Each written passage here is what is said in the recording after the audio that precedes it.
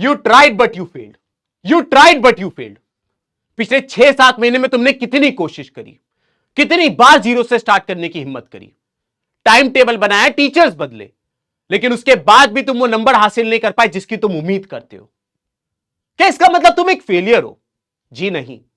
जहां बाकी बच्चे over thinking, planning, self doubt कर करके टाइम वेस्ट कर रहे थे, उस वक्त तुमने हिम्मत करी।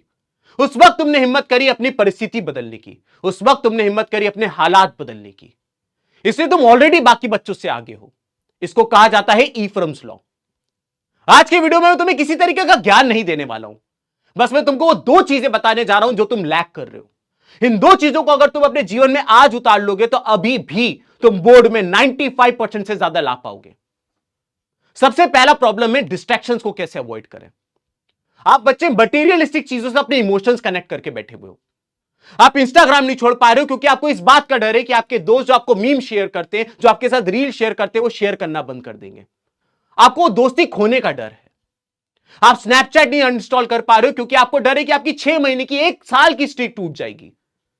आप इन मटेरियलिस्टिक चीजों से अपने आप को कनेक्ट करके बैठे हुए हो। लेकिन क्या आपको पता है, तिब्बत के जो मॉन्क्स होते हैं वो चावल के आटे से बड़ी बड़ी मंडलास बनाते हैं। कई बार इन मंडला को बनाने में उनको 6 महीने से 1 साल तक लग जाता है, लेकिन कंप्लीट होते ही वो उसको अटैच करके, वो उसको किसी तरीके से फ्रेम करके नहीं रख लेते हैं। जैसे ही वो मंडला कंप्लीट हो जाती वो उसको ब्रश से मिटा देते हैं।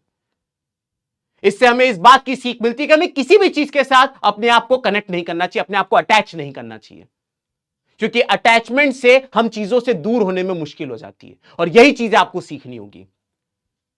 अगर आप अपने जीवन में कुछ करना चाहते हो तो आपको आज कुछ सेक्रीफाइस करना पड़ेगा। आपको अपने आप को कुछ टाइप के लिए आइसोलेट करना होगा। जब मैं क्लास 12th में था तो मेरे केमिस्ट्री के टीचर कहते थे कि आज जो तुम स्ट्रगल कर रहे हो, इससे पता चलेगा कि तुम फ्यूचर में कौन सी कार चलाओगे।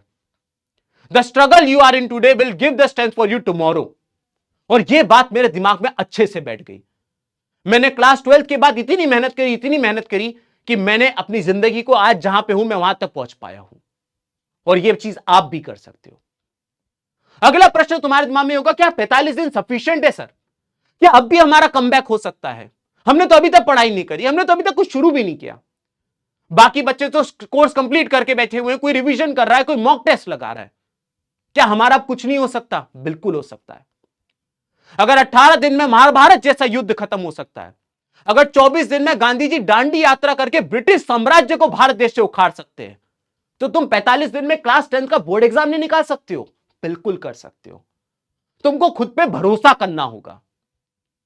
और मैं तुमसे एक बड़ी बात करता हूं, अगर तुम्हें नहीं कॉन्फिडेंस आ पा रहा है, तुम्हें एक हेल्प की जरूरत है, तो हम तुम्हारे साथ हैं। मैं और मेरी पूरी टीम पिछले कई दिनों से प्रोजेक्ट 45 के ऊपर काम कर रहे हैं। दिन रात सुबह शाम हम लोगों ने प्लानिंग करी है। हम लोगों ने इस तरीके का कंटेंट प्रिपेयर किया है, sample paper, question bank, previous year question papers को पढ़ के, कि आप बच्चे इस बार बोर्ड एग्जाम में अच्छे नंबर ला सको। पिछली बार पीडब्ल्यू के बैच से इतने सारे रिजल्ट्स निकले थे कि स्टेज पे जगह कम पड़ गई थी।